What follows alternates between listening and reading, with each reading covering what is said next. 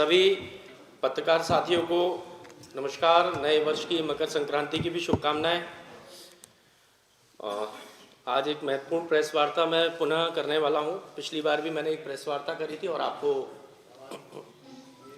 कुछ ऐसे तथ्य दिए थे जो अभी तक मीडिया जगत में नहीं हुए थे सार्वजनिक, कुछ ऐसे बड़े लोगों के। और आज मैं पुनः कोशिश करूंगा कि आपको उन तथ्यों से वाकिफ करवाऊं जो अभी तक कोई भी मैं प्रमाण सामने नहीं रख पाया है। उनके साक्ष्य और उनका क्या कनेक्शन है, उसका एक एक नियम, और कैसे पूर्व मंत्री भूपेंद्र सिंह ने ये जो पूरा जो सरगना अभी पकड़ाया नहीं, अभी फरार है सौरभ शर्मा, कैसे उसको संरक्षण दिया, कैसे उसकी फर्जी नियुक्ति करवाई, और पूरा ये जो करप्शन का मायाजाल था मध्य प्रदेश में, ये कैसे उत्पन्न हुआ और इसमें भूपेंद्र सिंह की क्या भूमिका है, उसको मैं तथ्यों के साथ आपके समक्ष अभी रखूंगा।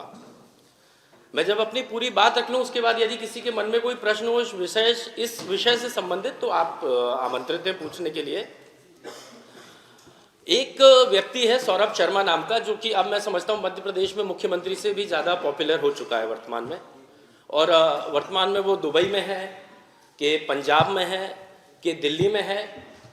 हमारी मध्य प्रदेश की पुलिस इंटेलिजेंस का फेलियर है ये पता लगाने में कि उसकी कोई भी लोकेशन या तो पता नहीं कर पाई है, या हो सकता है कि जान करके उसको फरार रख रही है, क्योंकि अगर वो पकड़ में आ गया तो चाहे ये भूपेंद्र सिंह हो या इन जैसे अनेक जो बड़े लोग हैं उनकी पोल खुल जाएगी। अब ये क्या कारण है, ये प्रश्न है।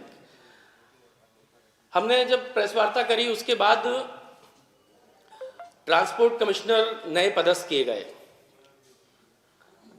और जो नए ट्रांसपोर्ट कमिश्नर भी पदस्थ किए गए हैं, सुनने में आया है कि इनकी भी जो नियुक्ति हुई है उसमें भी सौरभ शर्मा और उनसे जुड़े हुए लोग हैं, सत्यप्रकाश, तुभराम, एक बघेल है, इन लोगों ने फाइनेंसिंग करके इनको पदस्थ करवाया है। तो मतलब फरार रहते भी ट्रांसपोर्ट कमिश्नर जैसे महत्वपूर्ण पदों पर पोस्टिंग करवाने में अगला व्यक्ति सक्षम है। अच्छा, सौरभ शर्मा की नियुक्ति 2016 में हुई, अक्टूबर 2016 में, लेकिन ट्रांसपोर्ट विभाग तो उसके पहले से था। ऐसा तो था नहीं कि उसके पहले ट्रांसपोर्ट विभाग था नहीं, या इस प्रकार की अवैध वसूली बीजेपी के नेता नहीं करवाते थे। 2016 के पहले का सौरभ शर्मा कौन था? एक सत्यप्रकाश नाम का व्यक्ति है जो सौरभ शर्मा का गुरु भी है।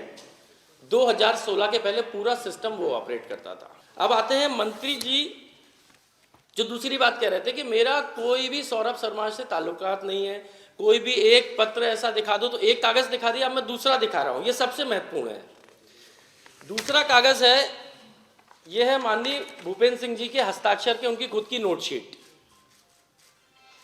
ये नोटशीट भी मैं आपको उपलब्ध करवाऊंगा। इसमें माननीय पूर्व मंत्री जी का साइन है और सिग्नेचर के साथ माननीय मंत्री जी लिख रहे हैं।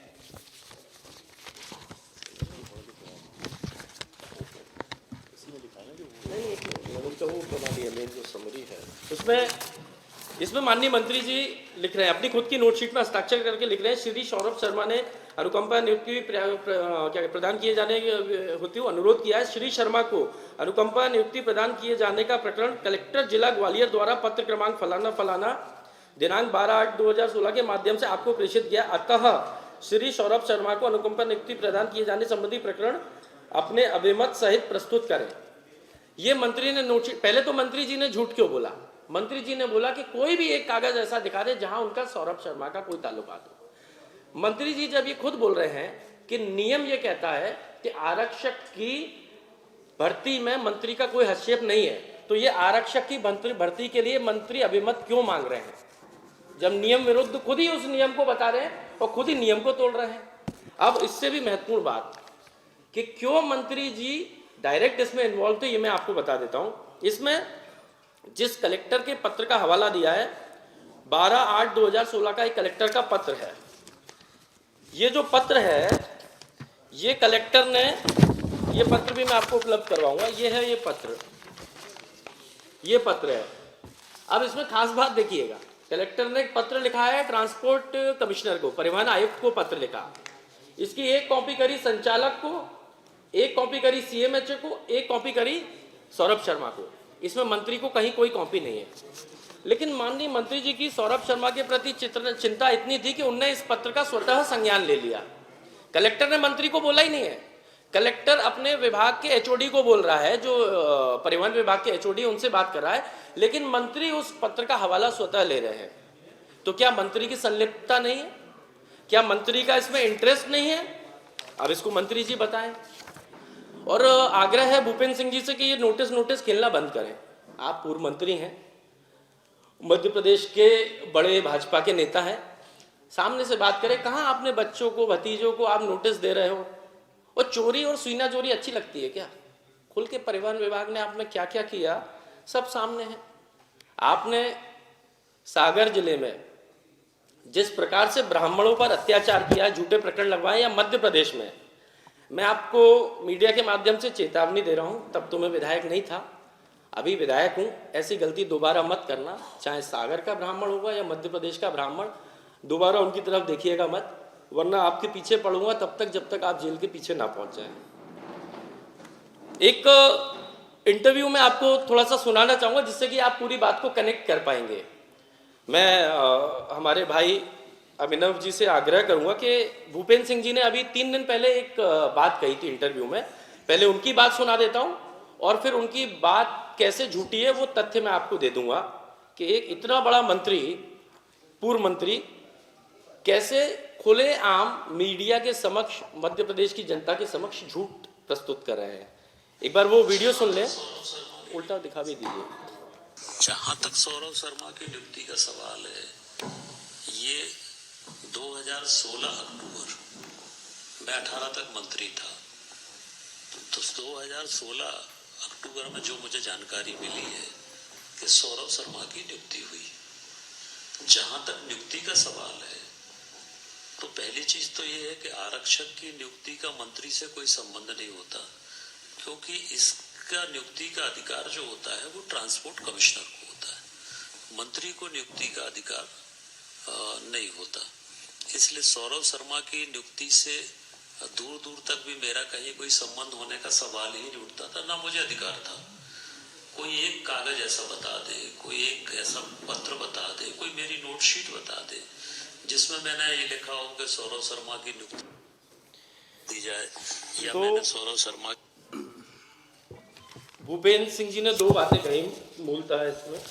एक बात कही कि मंत्री का आरक्षक की नियुक्ति से कोई संबंध नहीं होता है, सहमत हूं मैं इस बात से, ये बात सही है, अच्छी बात है, उनको इतना ज्ञान है। दूसरी बात उन्होंने कही कि कोई भी एक कागज दिखा दे या एक पत्र दिखा दे या नोटशीट दिखा दे मेरा और सौरभ शर्मा के बीच का, तो मैं एक नहीं 2 कागज दिखाऊंगा। और जो पहली बात कही उन्होंने, क्योंकि उनको इस बात का ज्ञान है और उसके बाद भी उन्होंने इस नियम की अवहेलना करी है, तो स्पष्ट है कि उनकी मंशा क्या थी। अब मैं आपको सौरभ शर्मा का जो नियुक्ति पत्र है, ये सारे डॉक्यूमेंट्स मैं आपको हार्ड कॉपी भी दे दूंगा, सॉफ्ट कॉपी भी दे दूंगा। सौरभ शर्मा का नियुक्ति पत्र है 29/10/2016 का। इस नियुक्ति पत्र को आप जरा देख लीजिएगा, मैं आपको ही भिजवाऊंगा। और इसमें जो मेन गौर करने वाली बात है वो यह है कि नियुक्ति पत्र में प्रतिलिपि की गई है मंत्री के निज सहायक को। यह है नियुक्ति पत्र सौरभ शर्मा का। नियुक्ति पत्र में सेकंड नंबर पे जो प्रतिलिपि की गई है, ये प्रतिलिपि की गई है माननीय मंत्री जी के निज सहायक को। और उसमें क्या लिखा है? उसमें लिखा हुआ है निज सहायक माननीय परिवहन मंत्री जी की नोटशीट क्रमांक 14/9/2016 के संदर्भ में सूचनार्थ। मैं तो अपने पत्रकार भाइयों से पूछना चाहता हूं, आज तक आपने कोई भी ऐसा नियुक्ति पत्र देखा हो तो मुझे दीजिएगा जिसमें सूचनार्थ के साथ मंत्री की नोटशीट का हवाला हो।